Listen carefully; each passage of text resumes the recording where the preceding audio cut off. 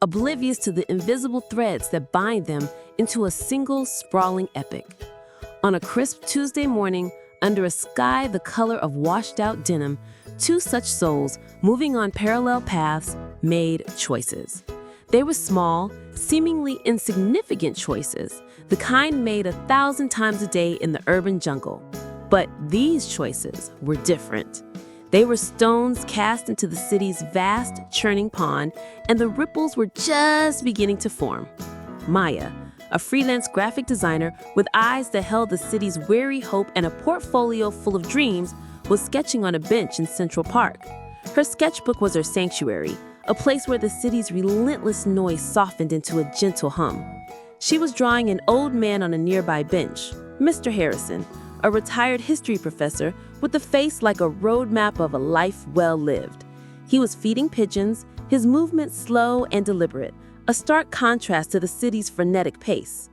Suddenly, a rogue gust of wind, a classic New York prankster, snatched a sheaf of papers from Mr. Harrison's lap. They scattered like autumn leaves, dancing across the pavement.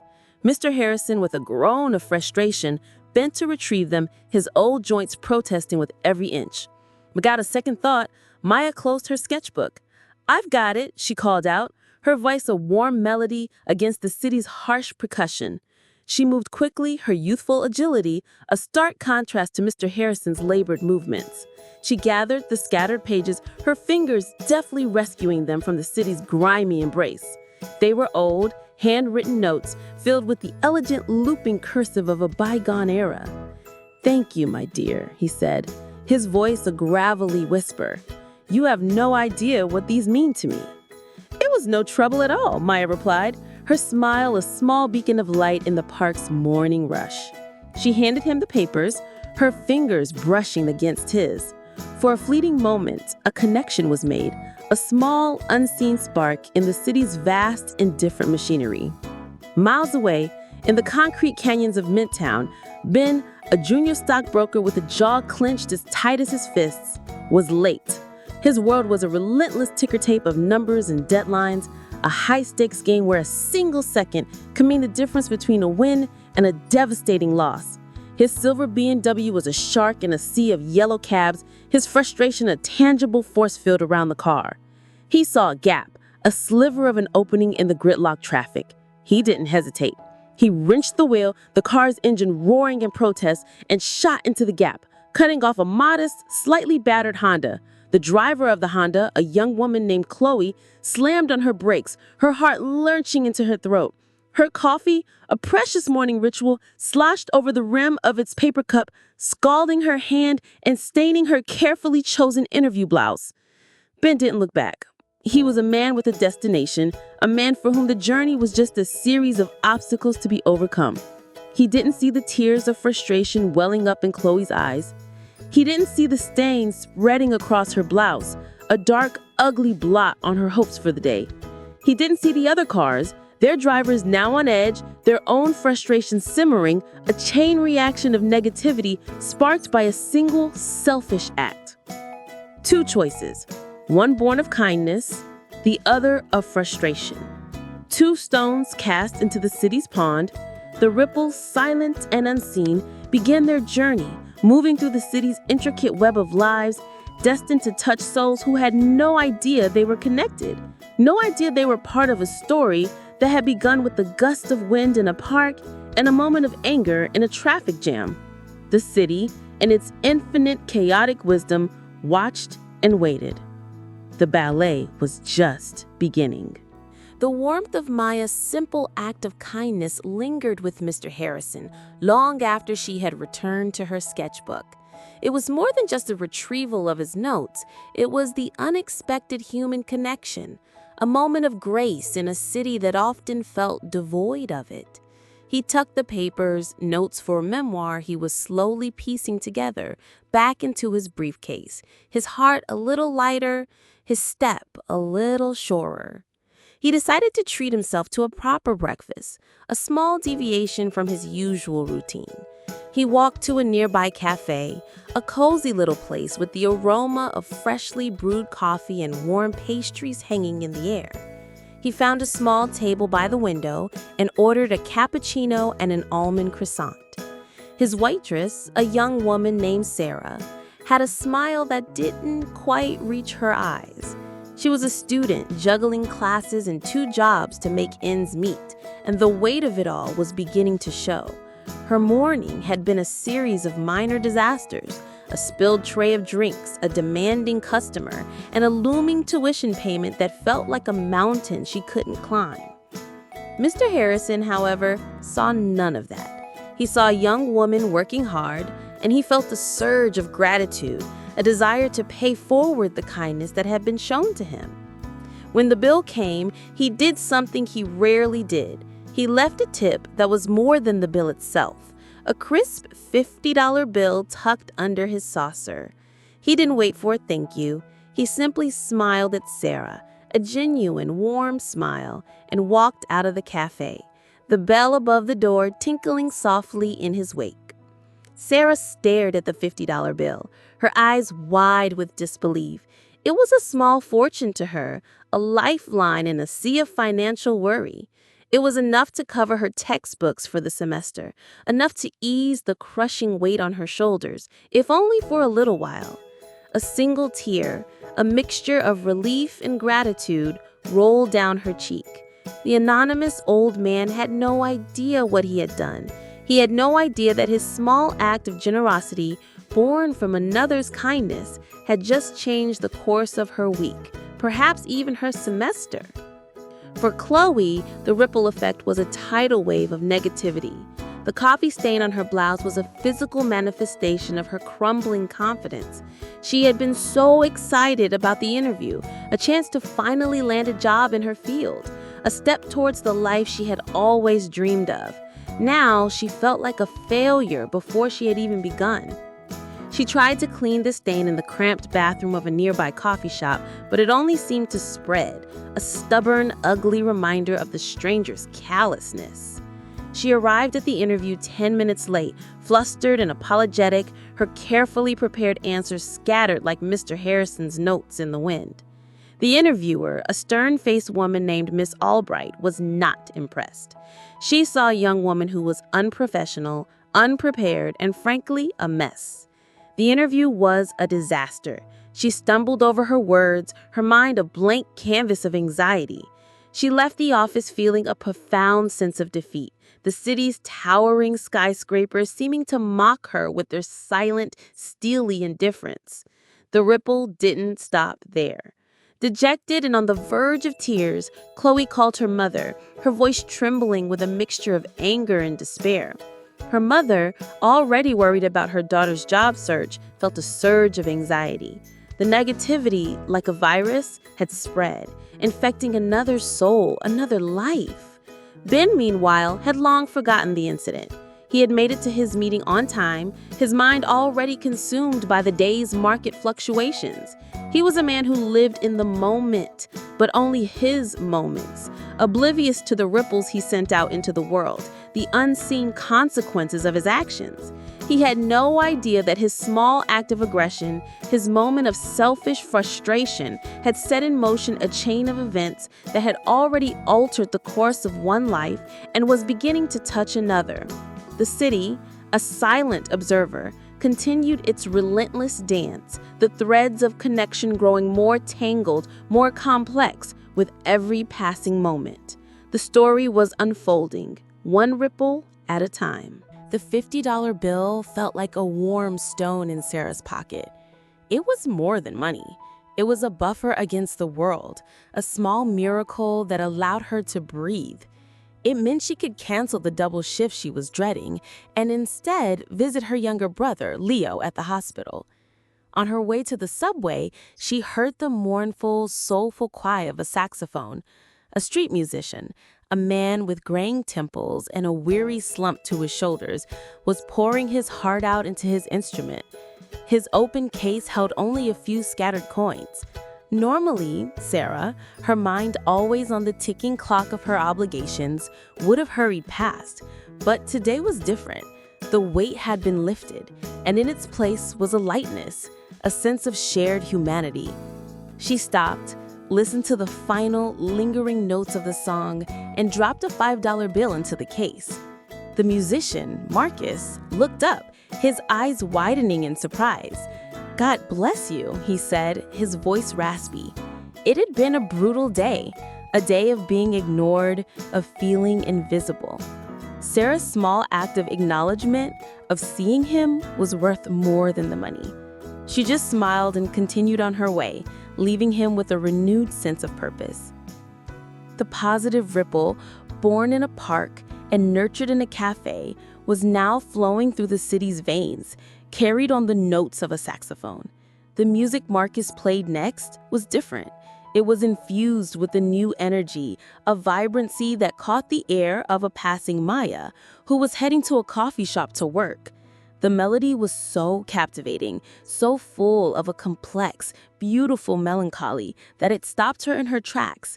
She felt a jolt of inspiration, a new idea for a logo she was designing. The swirling notes of the sax translating into elegant, flowing lines in her mind. She took out her phone and made a quick voice memo, humming the tune, capturing the spark before it could fade. The thread of kindness had now woven itself into a thread of creativity.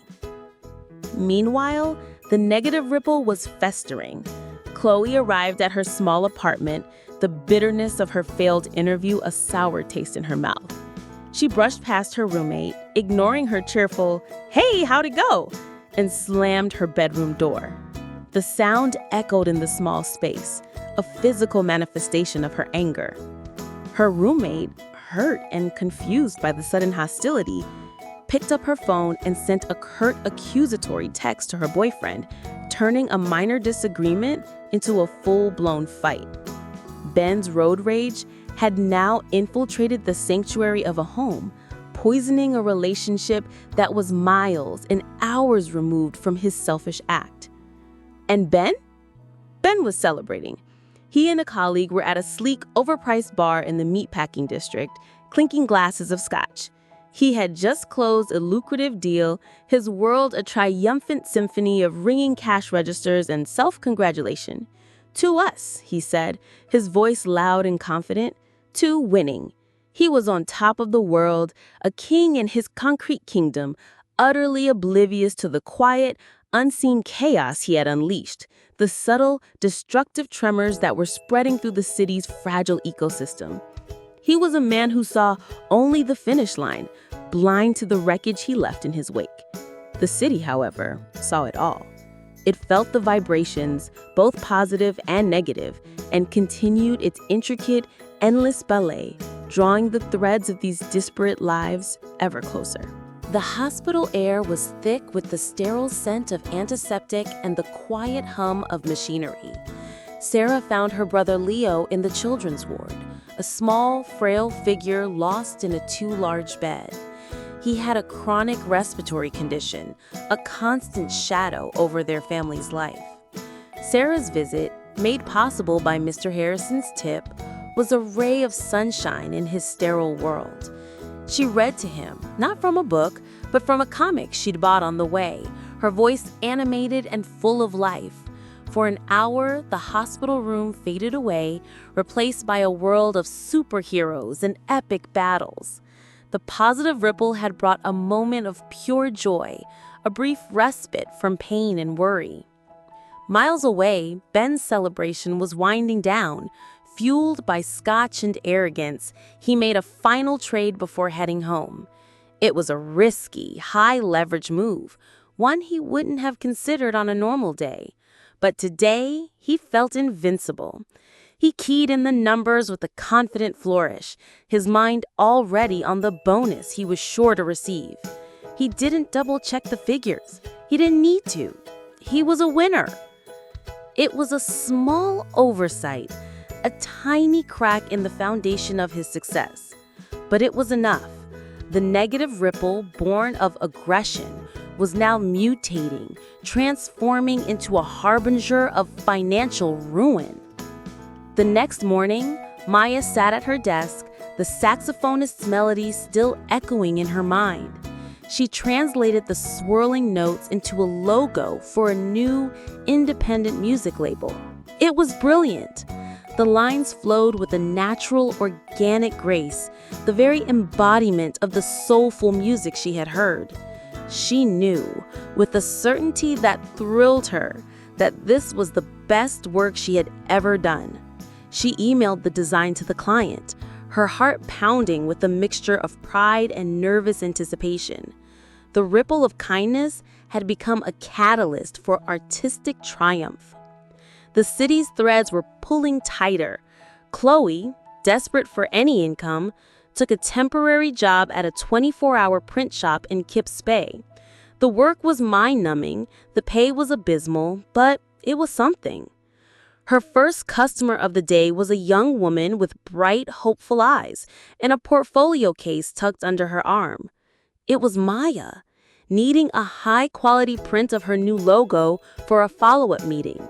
The two women, their lives unknowingly linked by a single moment in traffic, stood face to face, separated only by a counter and the invisible, vibrating threads of the city's vast, intricate web. The print shop was a cacophony of whirring machines and the sharp scent of toner. Chloe worked on autopilot, her movements mechanical, her mind a million miles away. When Maya approached the counter, Chloe barely looked up. "Hi, I need a rush print on high-gloss cardstock," Maya said, her voice bright and full of energy. She opened her portfolio and laid the logo design on the counter. Chloe's eyes fell on the design. It was stunning. The fluid lines, the perfect balance of color and form. It was a small masterpiece. For a moment, the artist in her, the one who had dreamed of working in a gallery, not a print shop, felt a pang of envy. It was quickly replaced by a familiar wave of bitterness.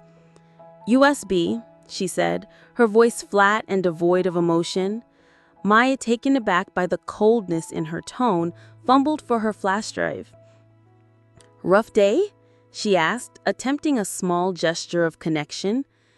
"You could say that," she replied, not making eye contact. She took the drive and plugged it into the computer, her movements sharp and efficient. As the file loaded, she saw the coffee stain on her own cup, a faint brownish reminder of her disastrous morning. The memory sparked a fresh surge of anger. "That'll be $20, she said, her voice clipped. Maya paid, feeling a strange sense of unease. She was used to the city's brusqueness, but this felt different, more personal. She watched as Chloe operated the printer, her face a mask of sullen indifference. The logo, a creation born from a moment of pure, unadulterated joy, was being handled by someone steeped in misery. As the printer spat out the finished product, Chloe examined it under the harsh fluorescent lights. It was flawless. The colors were vibrant, the lines crisp. She felt a grudging respect for the artist who had created it. "Here," she said, sliding it across the counter. "Thank you," Maya said, taking the print. "It's perfect." She hesitated for a moment, then added, "Hey, I know it's none of your business, but I hope your day gets better." Chloe looked up, truly seeing Maya for the first time. She saw the genuine concern in her eyes, the same kind of kindness she might have offered to a stranger before her own day had been derailed. The hard shell of her anger cracked, just a little. "Thanks," she mumbled, a flicker of her former self. The interaction was brief, a fleeting moment in the city's relentless churn, but a connection had been made. The positive ripple, although weakened, had managed to penetrate the wall of negativity. It hadn't fixed Chloe's problems, but it had offered a moment of grace, a reminder that even in a city of strangers, kindness was still possible.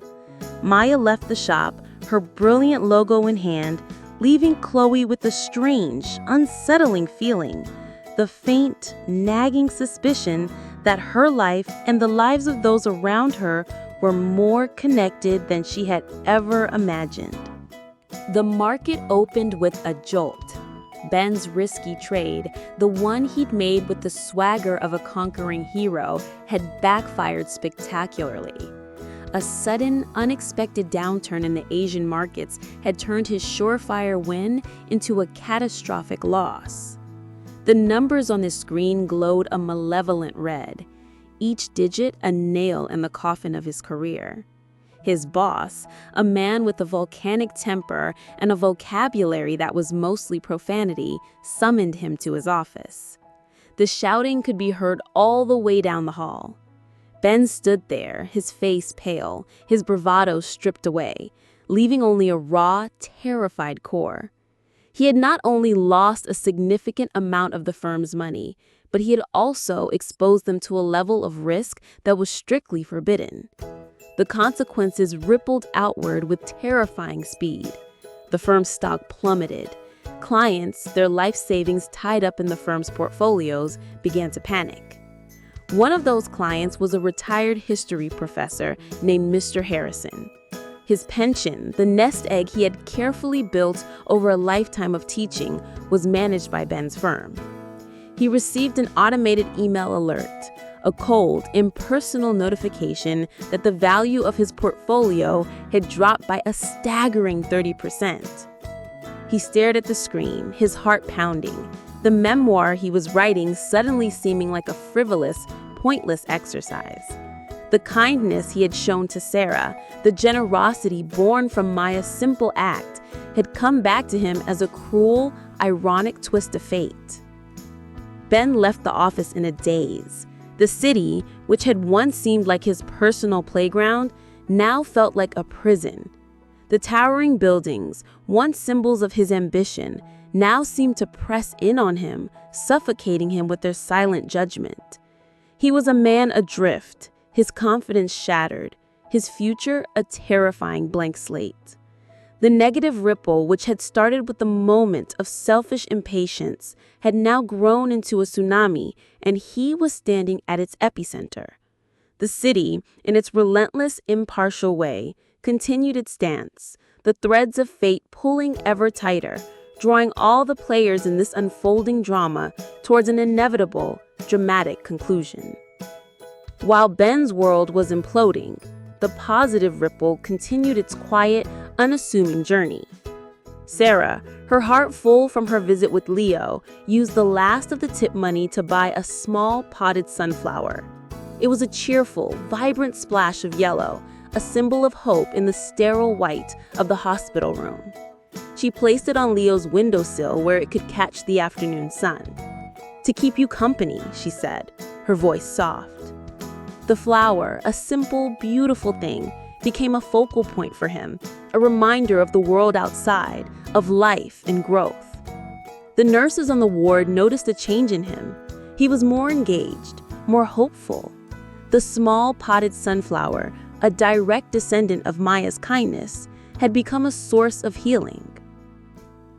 The saxophonist, Marcus, also felt the ripple's touch. The $5 from Sarah had been enough to buy a new, high-quality reed for his instrument. The difference was immediate and profound. His saxophone, which had once sounded weary and mournful, now sang with a clear, resonant voice. The music he played was richer, more complex, more full of life. That evening, as he played on a street corner in Greenwich Village, his music caught the ear of a man who owned a small, struggling jazz club. The owner, who had been searching for something to breathe new life into his venue, was captivated. He offered Marcus a regular gig, a chance to play indoors to a captive audience for a steady wage. Marcus, a man who had felt invisible for so long, was suddenly seen, his talent recognized, his passion rewarded. The ripple had transformed a life, turning a street corner into a stage, a whisper of hope into a resounding chorus of success. Maya, too, was riding the wave of the positive ripple. Her logo design was a hit. The client was ecstatic, calling her work visionary and transformative. They not only accepted the design, but also offered her a lucrative retainer contract, a steady stream of work that would provide the financial stability she had only dreamed of. She felt a sense of validation that was both exhilarating and humbling. She knew with a deep, intuitive certainty that the logo's success was inextricably linked to the music she had heard, to the kindness she had shown, to the unseen, beautiful connections that flow through the city's veins. The city's ballet was becoming more intricate, more beautiful. The threads of kindness were weaving a tapestry of hope and success, a quiet counterpoint to the destructive chaos unleashed by Ben's anger.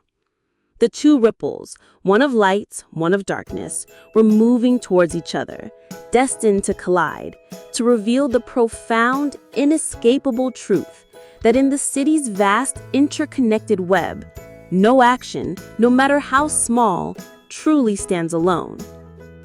Ben's descent was swift and brutal. The weight of his mistake was a physical presence, a crushing weight on his chest. In a desperate, misguided attempt to fix his error, he tried to cover his tracks, manipulating data, burying the evidence of his reckless trade. It was a foolish, amateurish move, and it only made things worse. His deception was quickly discovered, his initial mistake compounded by a deliberate act of fraud. His relationship with his girlfriend, already hanging by a thread after the fight sparked by Chloe's roommate, snapped. She saw the panic in his eyes, the dishonesty in his evasions, and she knew, with a sickening certainty, that the man she thought she loved was a stranger. She packed a bag and left, the silence in their shared apartment a deafening testament to his failure. The negative ripple had now stripped him of everything: his career, his relationship, his self-respect. He was a hollowed-out version of his former self, a ghost haunting the ruins of his own life. The city, which had once been his kingdom, was now a landscape of his own making, a desolate, lonely place. Chloe, meanwhile, was beginning to find her footing. The brief moment of kindness from Maya had been a small but significant turning point. It had reminded her of the person she used to be, the person she still could be. She started to look for a new job, her search now fueled by a quiet determination rather than a desperate panic. She reconnected with old friends, rebuilding the bridges that her bitterness had burned. The negative ripple which had once threatened to consume her was beginning to recede, its power diminished by a single, unexpected act of grace. The city's intricate dance was approaching its climax. The threads, both light and dark, were pulling taut, drawing the characters towards a final, inevitable confrontation. The two ripples, which had started as small, insignificant disturbances, had now grown into powerful forces, their impending collision set to reveal the profound, inescapable truth in a city's vast interconnected web.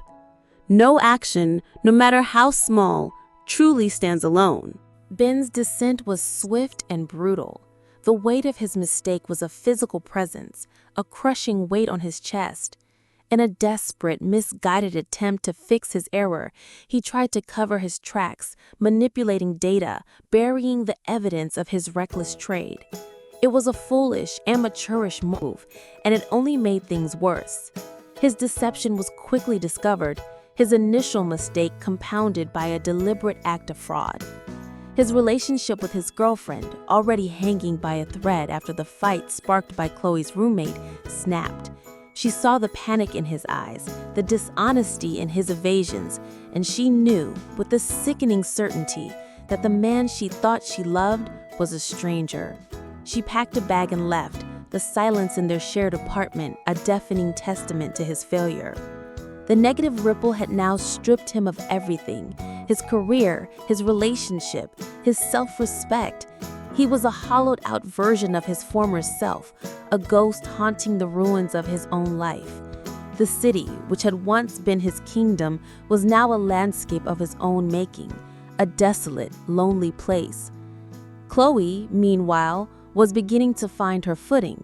The brief moment of kindness from Maya had been a small but significant turning point. It had reminded her of the person she used to be, the person she still could be. She started to look for a new job, her search now fueled by a quiet determination rather than a desperate panic. She reconnected with old friends, rebuilding the bridges that her bitterness had burned. The negative ripple, which had once threatened to consume her, was beginning to recede, its power diminished by a single, unexpected act of grace. The city's intricate dance was approaching its climax. The threads, both light and dark, were pulling taut, drawing the characters towards a final, inevitable confrontation. The two ripples, which had started as small, insignificant disturbances, had now grown into powerful forces, their impending collisions set to reveal the profound and inescapable interconnectedness of all things. Mr. Harrison stared at his depleted pension fund, a lifetime of work reduced to a string of terrifying red numbers. The shock gave way to a quiet, steely resolve. He was a historian, a man who understood that adversity was a part of every story. He would not be a victim. He would write his way out of this crisis. He decided to take a chapter of his memoir, a poignant, beautifully written account of his childhood in post-war Brooklyn, and publish it online. He hoped it might generate some interest, perhaps even a small amount of income. But he was a man of words, not of technology.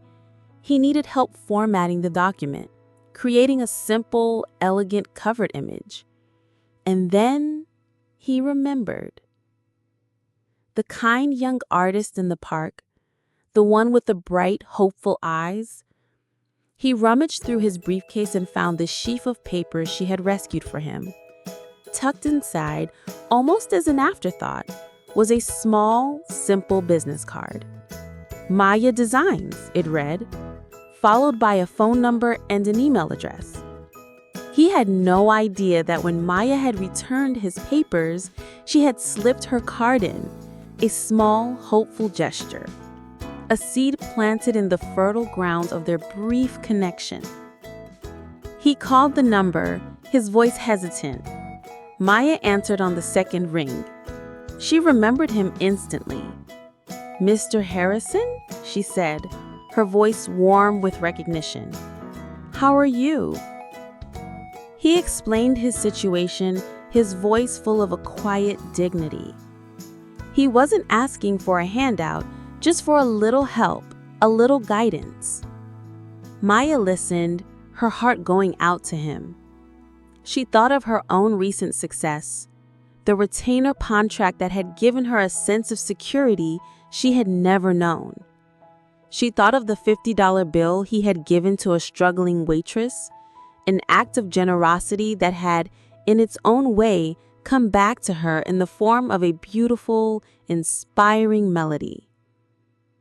"Of course I'll help you," she said without a moment's hesitation. "It would be an honor." The positive ripple had come full circle.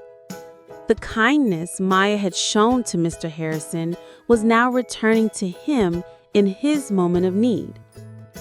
The threads of connection, once invisible, were now becoming clear, weaving a safety net of shared humanity in the heart of the city's relentless, indifferent churn. Maya threw herself into the project, her creativity fueled by a sense of purpose. She designed a cover for Mr. Harrison's memoir chapter that was both beautiful and profound. She used the swirling, elegant lines from the logo inspired by Marcus's music, a visual representation of the interconnectedness of their stories.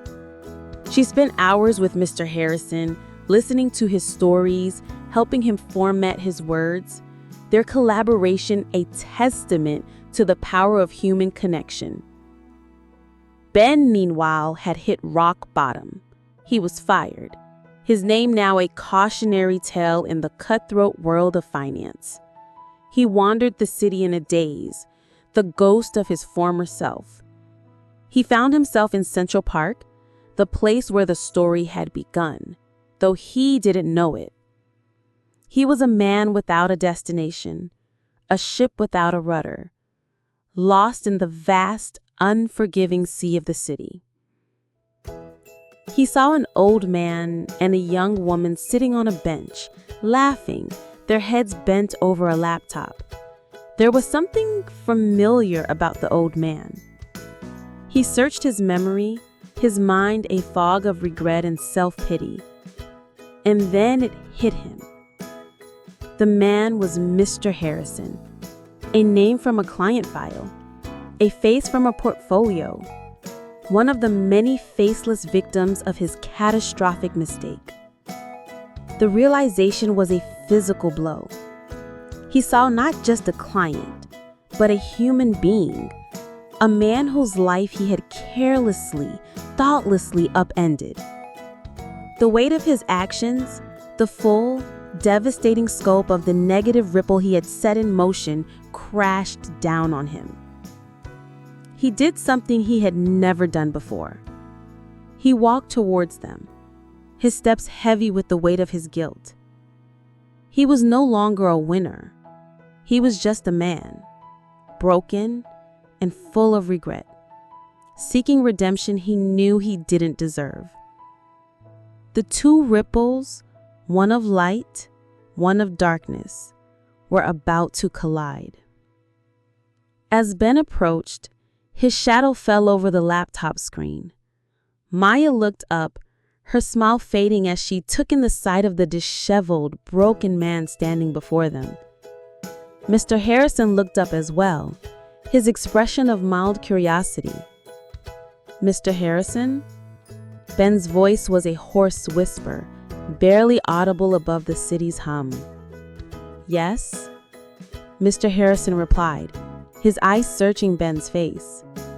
"Do I know you?" "My name is Ben," he said, the words tasting like ash in his mouth. "I used to work at the firm that manages your pension." The name of the firm hung in the air between them, a toxic cloud. Mr. Harrison's face hardened, the warmth draining away, replaced by cold, quiet anger. Maya looked from one to the other, a sense of dread settling in her stomach.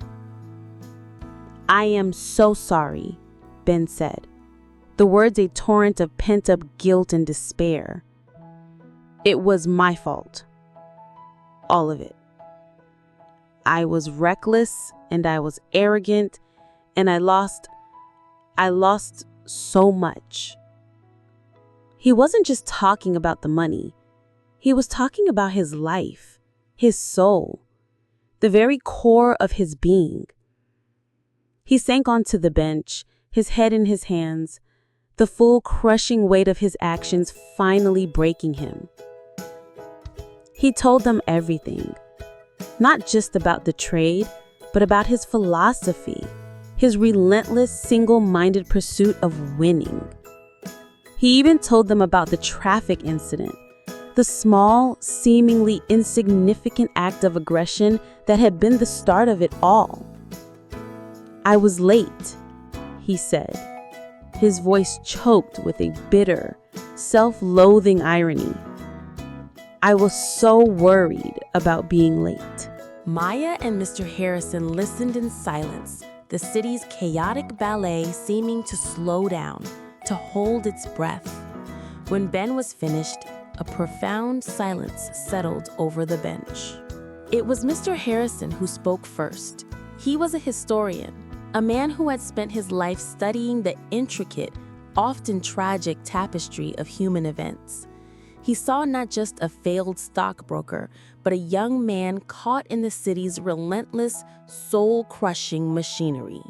"You see, son," he said, his voice soft but firm, "this city, this world, it's not a race, it's a web.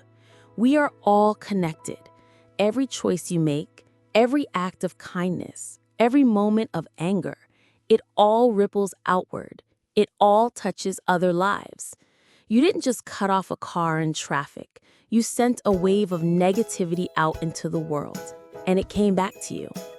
Just as the kindness this young lady showed me," he said, gesturing to Maya, "has come back to me in my moment of need." Maya looked at Ben, at his tear-streaked face, at the raw, genuine remorse in his eyes. She felt not anger, but a strange, unexpected wave of empathy. She saw a man who had been stripped of everything, a man who had finally been forced to confront the true consequences of his actions. She opened her laptop and turned it towards Ben. On the screen was the cover she had designed for Mr. Harrison's memoir. The title, The Unseen Connections, was rendered in the beautiful, flowing script inspired by a street musician's song, a song made possible by a waitress's tip, a tip made possible by an old man's gratitude, a gratitude made possible by a simple act of kindness in a park. "Look," she said softly, "this is what you can't see when you're in a hurry. This is what you miss when you're only focused on the finish line." Ben stared at the screen, at the beautiful, intricate design, and for the first time, he began to understand. He saw the threads, the invisible, powerful connections that bound them all together. He saw the ripple effect, the profound, inescapable truth that no action, no matter how small, truly stands alone. The story didn't end there on that bench in Central Park. Ben's journey towards redemption would be long and difficult, but it had begun.